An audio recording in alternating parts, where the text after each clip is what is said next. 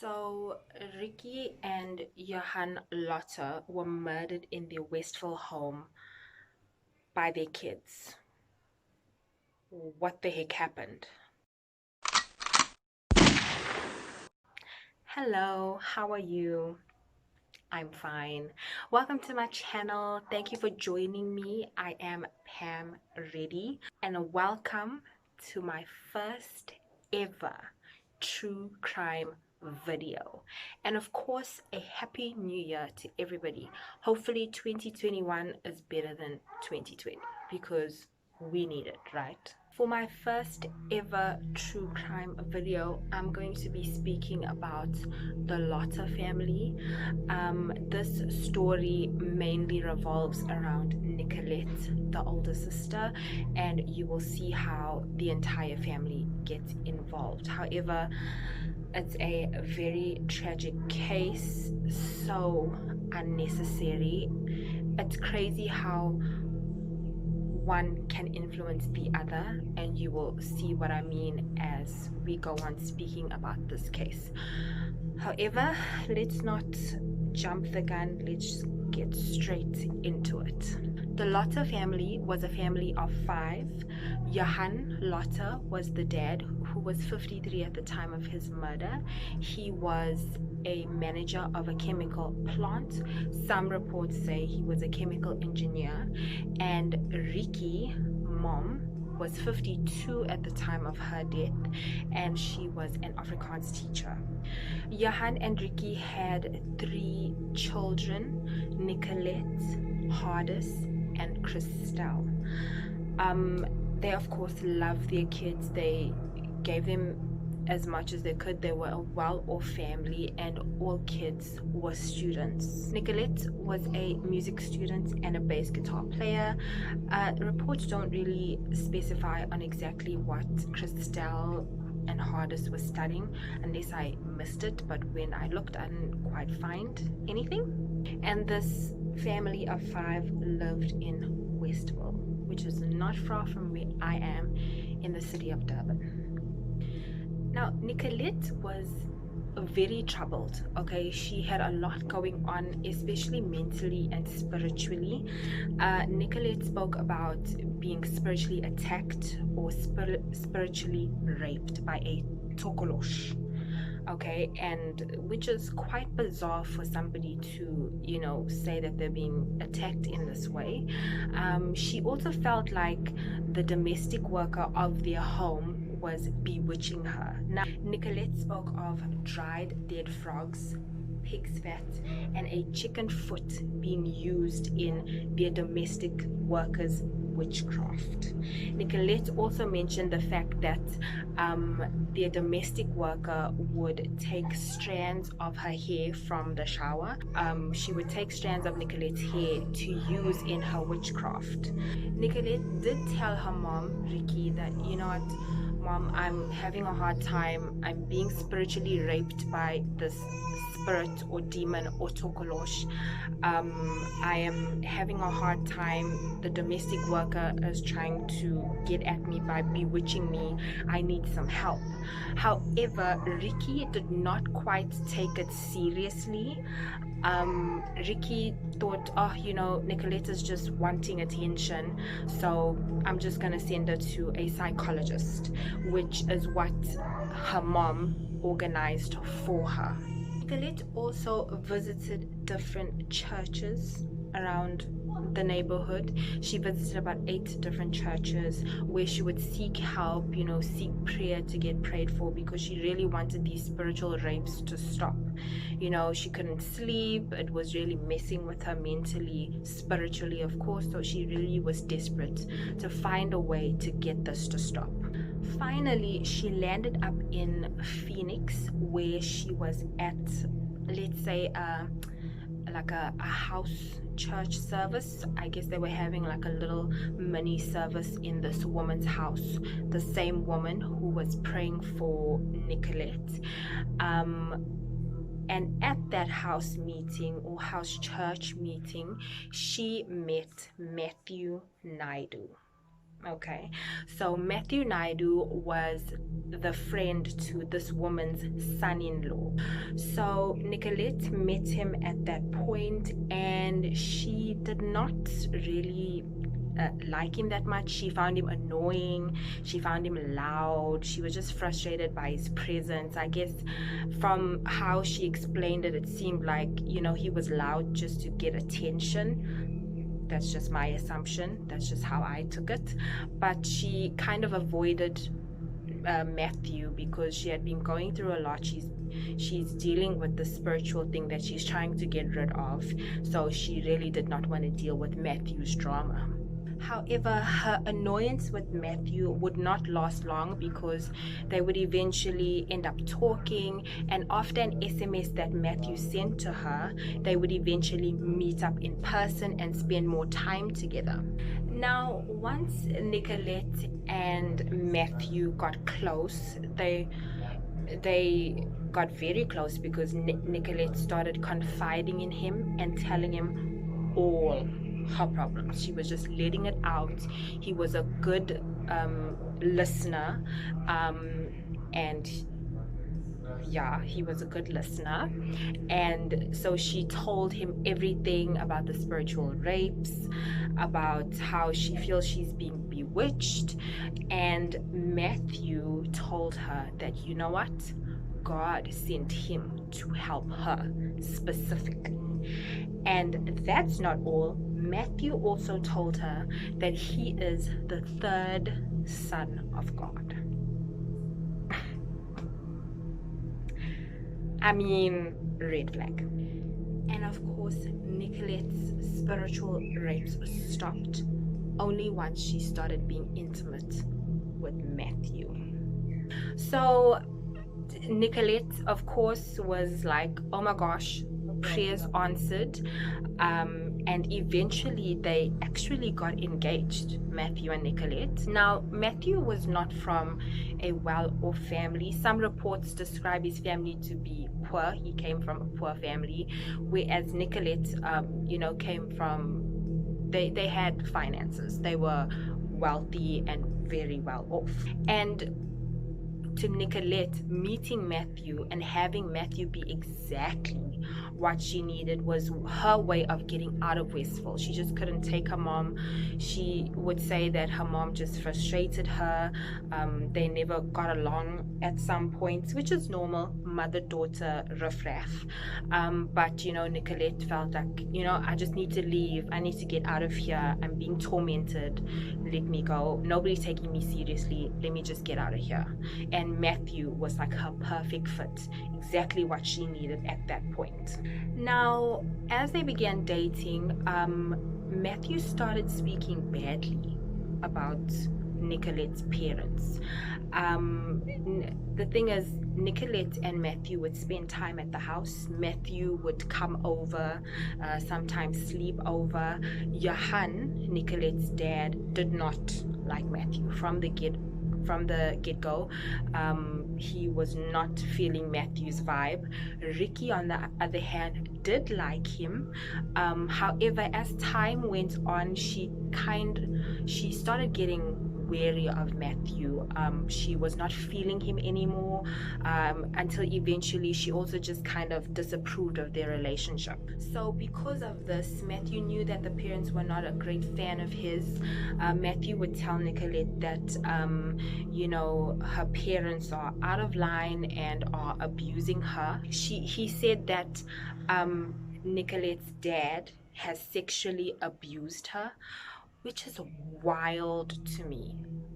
He just decided to get back at the parents by telling Nicolette that her dad used to sexually abuse her. However, he also said that Nicolette can't remember this because God erased it from her memory and is trying to protect her. What? Matthew also told Nicolette that her mom married her dad for money. Like, where does he come up with this stuff? Now, of course, all this information that we're getting about Matthew and Nicolette's relationship comes from Nicolette's testimony in court and her statements, etc. Hardest, Nicolette's brother, who is another key member of this case, did not like Matthew initially, but as time went on, he started warming up to Matthew. I guess Matthew, he seemed like he had a way with words. He had a way of telling them exactly what they needed to hear, to the point where he became like, if I could compare it to a leader and his disciples, they were like his two little disciples, and he would tell them what they need. And he went as far as telling them that, he's the third son of God, and that they have a special number on their foreheads, and every time they are disobedient, their numbers will drop. So for example, if they are being good, then Nicolette and Hardis would have like a 10 out of 12, but if they start being disobedient, then that special number would drop to 4 out of 10 or 4 out of 12, or whatever the case is, trying to indicate that you better listen to me because I'm the third son of God, and if you don't, then your number's gonna drop and you're not gonna be on my good side, kind of a thing. The crazy thing about everything that has happened is that Nicolette truly and honestly believed that Matthew was the real deal. Like, she believed everything that he said. She took his word. Everything he said was of value to her, and she honestly believed this guy, like, from the get-go. I mean, there's been red flags left, right, and center from what I've just spoken about, but for Nicolette, she was so desperate. I guess it also speaks of her mental state of mind, like how she just needed that something to pull her out of that rut, and she literally just took the first thing that came, and it happened to be Matthew Naidu. But that's not all. Nicolette, Hardis, and Matthew would do Bible study together, and Nicolette and Matthew had been dating or knew of each other or had known each other for 15 months. Only 15 months before the fateful night that their parents would get murdered. Now, things escalated when Johan and Ricky, the parents, banned Matthew from their house. Ricky had noticed that money was starting to go missing, and it was just very coincidental that now that Matthew was at the house, money starts going missing. So the parents kind of banned him, was like, Nicolette, this guy can't come over, things are going missing. And obviously this rubbed Matthew up the wrong way, and because of this, he had manipulated and convinced Hardis and Nicolette that their parents must be killed for their sins. Both Hardis and Nicolette testified in court that it was Matthew who had brainwashed them into killing their parents for their sins. Matthew convinced them that God wanted their parents dead because of all the sins they've committed, especially because they didn't want Matthew around anymore. They didn't want Matthew around the house because they felt something very off with Matthew. It's reported that Matthew would also physically abuse Nicolette, and something along the lines of drinking his urine. However, despite all of this, Nicolette still revered him, for lack of a better word. Now, fast forward to the day before the killings.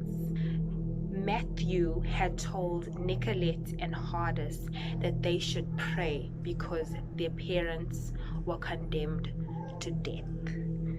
These people actually had a mini prayer meeting, preparing themselves for this tragic act against parents who were just trying to look out for their kids.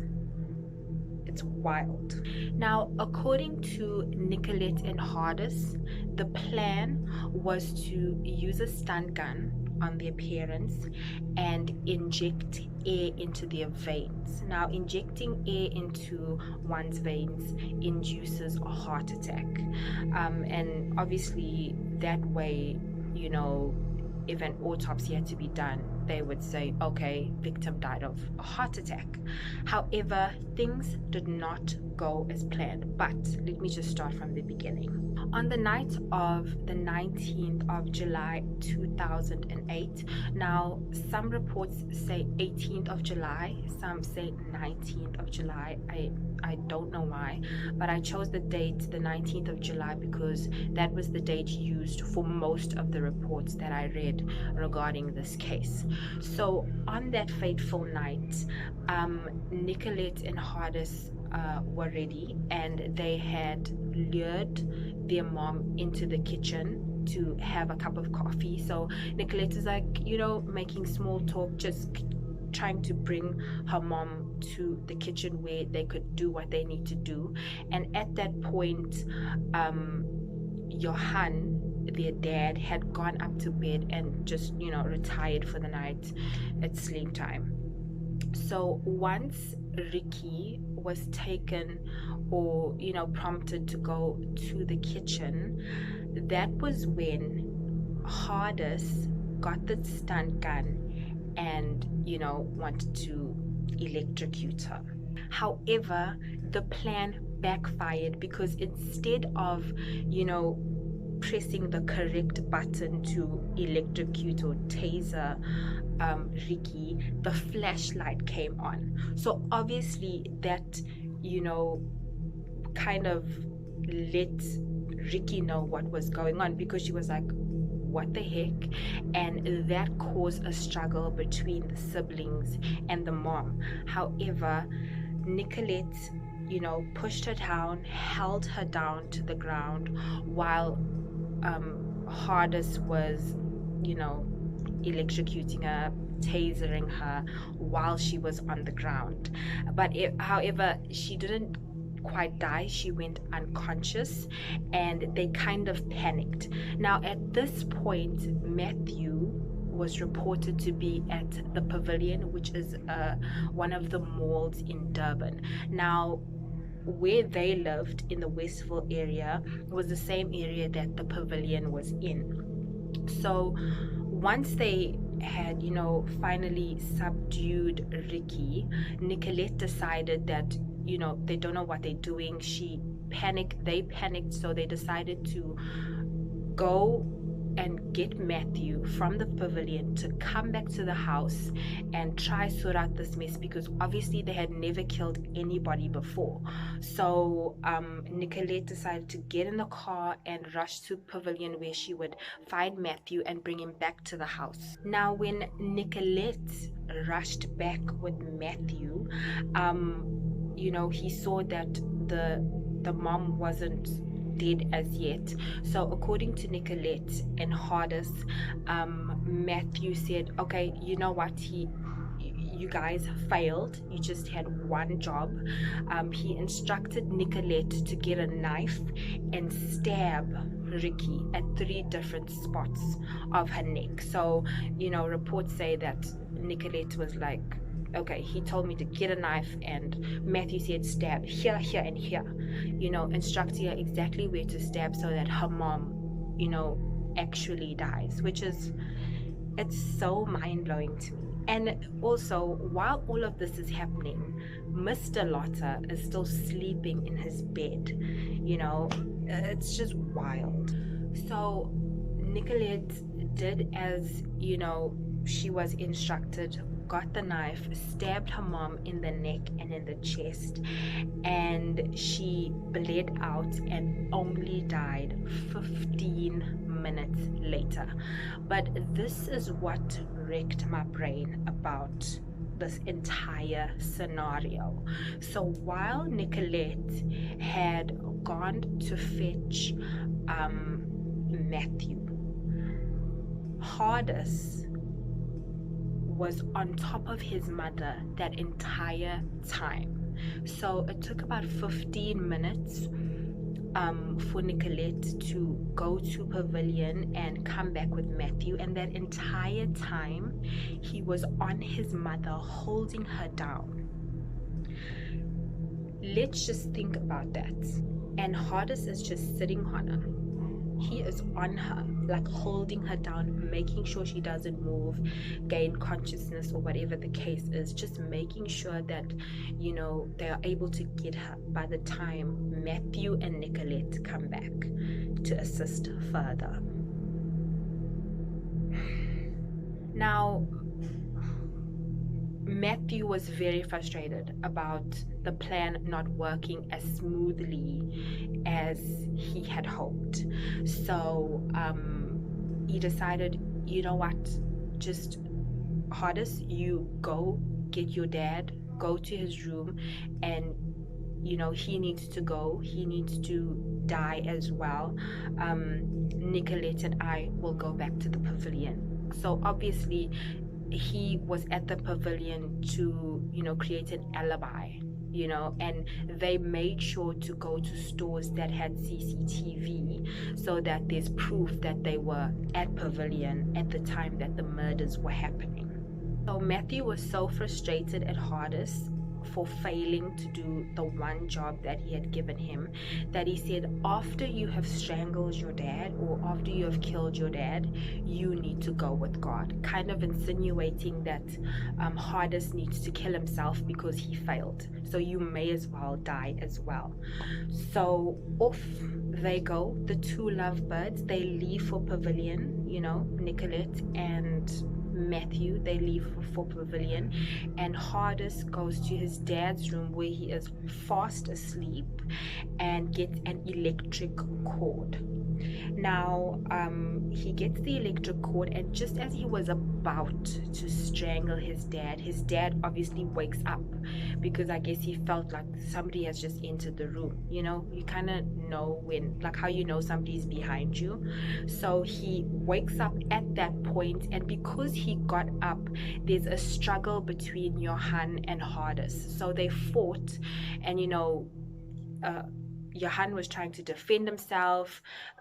Hardest is trying to kill Johan. They fought for about 30 minutes to an hour until Hardest eventually got the upper hand and managed to get that electric cord around Johan's neck and strangle him to death. Now, another bizarre point about this scenario was the fact that Hardest had strangled him, like kept in that position for 20 minutes. Can you imagine? Can you imagine? He stood there strangling his dad for 20 minutes, making sure that Mr. Lotter was indeed dead. I guess he also did not want to, you know, make a mistake like he did with his mom, where he thought, you know, that was just going to, you know, kill her. And also with his mom, what I forgot to mention is that Nicolette tried to find a vein, you know, to inject, you know, air into her body so that she gets a heart attack, but they couldn't find a vein. So that also added to the struggle. And I can't imagine what is going through Ricky's mind. Like, her children are on top of her trying their best, and I mean, she was pretty strong to, you know, have not made it easy for them to even find a vein, you know, seeing that there was two of them and one of her. So you can imagine the fight that she had put up to stay alive against her kids. So finally, Johan was also dead. Hardest had strangled him, and Nicolette speaks of the moment when Matthew and herself went to the pavilion. She said that Matthew was acting strange. It was as if he was absolutely stone cold, and she even asked Matthew, like, you know, don't you feel anything? Like, you know, like, do you not realize what just happened? You know, because for her, she's never killed anybody, and yes, she's manipulated by Matthew, but she's still kind of just realized that, oh my gosh, you know, we just killed our parents, kind of a thing.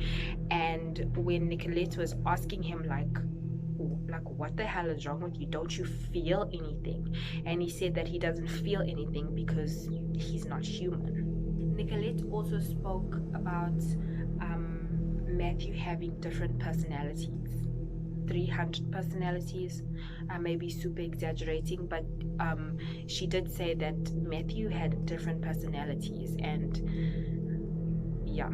Now, once the parents were dead, I'm not quite sure the timeline of this, whether it was before Johan was killed or before they left for the pavilion. I would assume it was before they left for the pavilion, or maybe it was, once both parents were dead.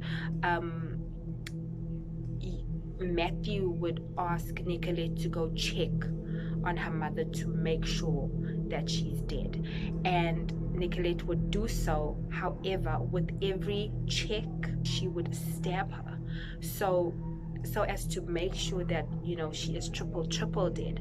Like it's insane. It's insane. When I was reading these stories, I'm just like, how much more do you want? How much more do you want? Like, they were so vicious about it. So with every time that she checked on her mom, she would stab her. Why? And finally, when Ricky was dead, which I did not mention earlier, Matthew stands over her and says, "Good riddance to this bleep."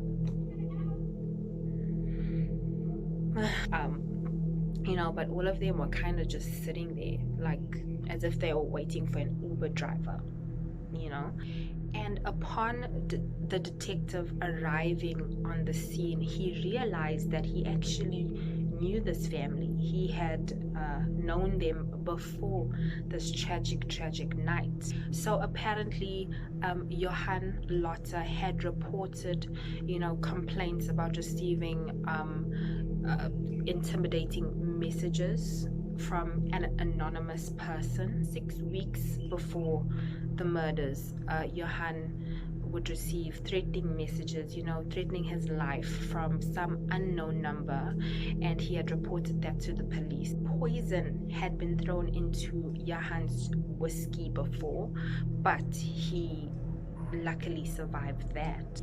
Nicolette and Hardest had reported robberies. I think they said that guys in a City Golf, VW City Golf, tried robbing them, but it was later found out that these were not even true. It was totally made up, I guess, to make it look like it was not just their parents being attacked, but the entire family. I'd like us to look at the messages that the Lottas received from this anonymous source threatening their lives. And also, when the detective had come on the scene, there happened to be a note on the garage door. So there are 2 SMSs that I have noted here that read as follows. SMS 1 says, this was the threat to Johan. It says, "You make me sick. Your days are numbered. We will kill you 1 month from today. If I was you, I would start praying." And then another SMS says, "I mean business. Amen." Now, with these threats, I couldn't help but notice the spiritual, or should I say the religious aspect of it. For example, in the first SMS, he said that, if I were you, I would start praying. And then he says, "You make me sick." And then he says, "We will kill you." But what really caught my eye was the praying. And then in the second SMS, he says, "I mean business. Amen." Like, who says, "I mean business? Amen"? And then on the garage door note, there's, a reference to scripture, which only makes me think of one very religious person that I can think of. Can you? So that for me, gave me a hint as to who could be behind this. You know what I mean?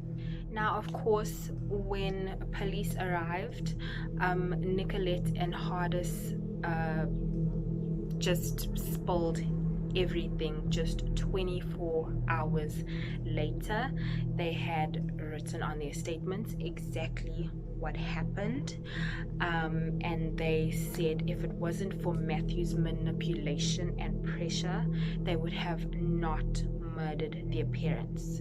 They are not killers, but because they did not want to disobey God, and of course what Matthew was saying to them, they had to go on and kill their parents, which is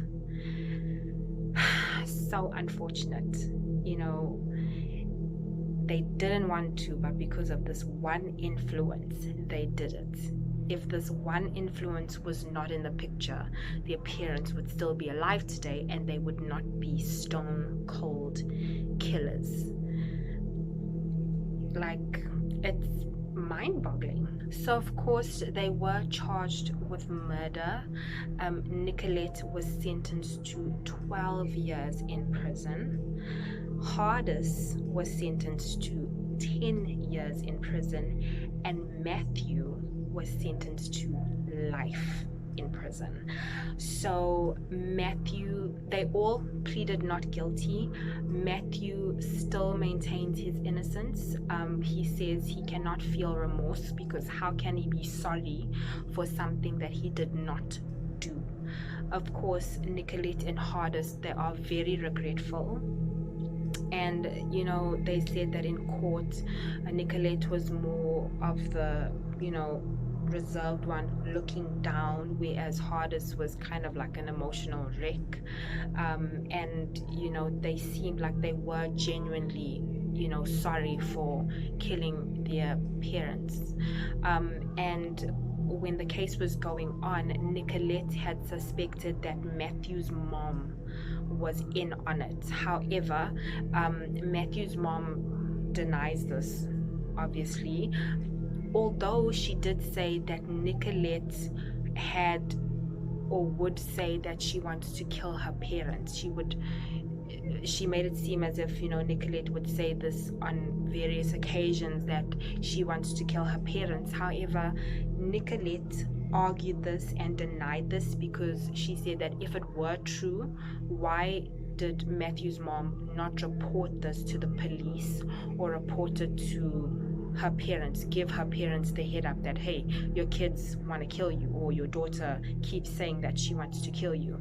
If Matthew's mom would have done this, then maybe the murders would have not happened. She would have saved Mr. and Mrs. Lotta. So Nicolette completely denied and argued that point, and she feels that Matthew's mom was in on it because as soon as the Lottas were out of the way, then Matthew would gain financially and his mom would gain financially. And some reports say that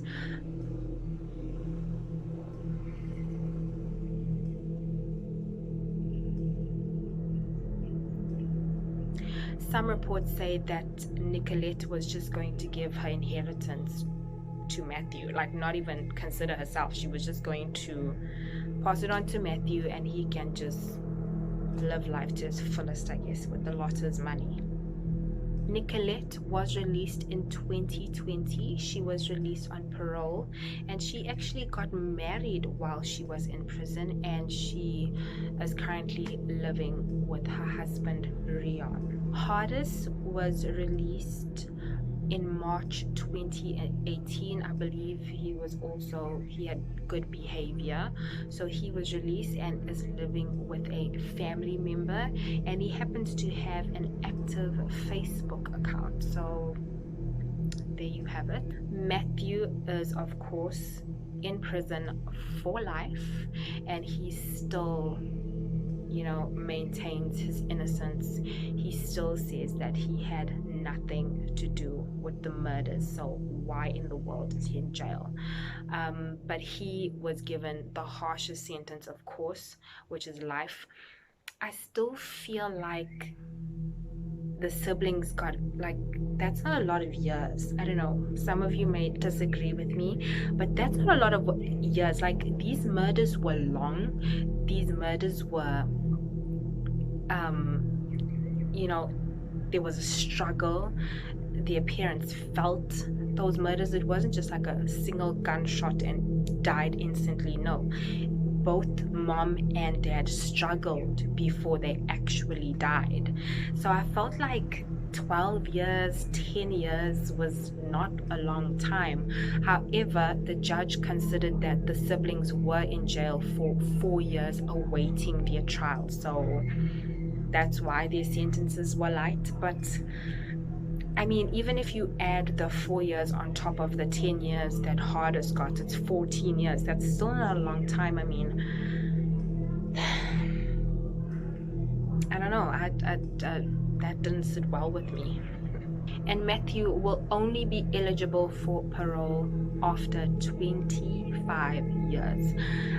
I feel like the siblings should have gotten 25 years instead of like a measly 10 years, or I don't know. I assume it's because they were remorseful, because that does play a role. You know, they look at whether you are just a stone cold killer or you actually feel bad, which the siblings do feel bad. Hardest actually, you know, asked his sister Christelle, who had nothing to do with the murders. She was also a student. He had asked Christelle for forgiveness, and he is definitely truly sorry for, you know, this tragic thing that tore this family apart.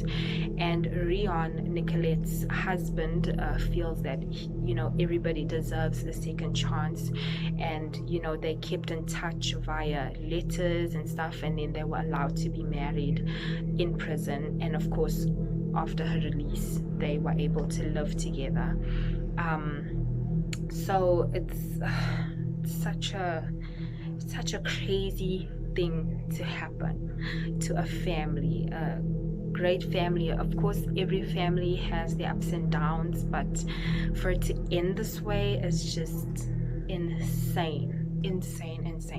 So that is it. That is the Lotta case, the siblings who killed their parents and the third son of God. What did you think about the story? Do you feel that, you know, the siblings got a fair amount of years to serve? Do you feel that the judge was unfair to Matthew because he didn't physically do the dirty work? Do you feel that his sentence was over exaggerated and that he shouldn't have gotten a life sentence? Do you feel that, you know, everything was just fine, and, you know, 10 years is enough, or 12 years is enough for a double murder? What do you think? I'd love to hear.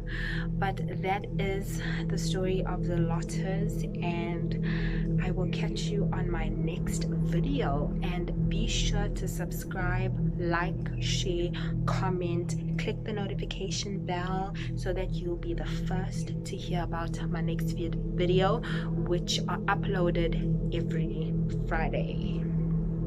Until next time, folks.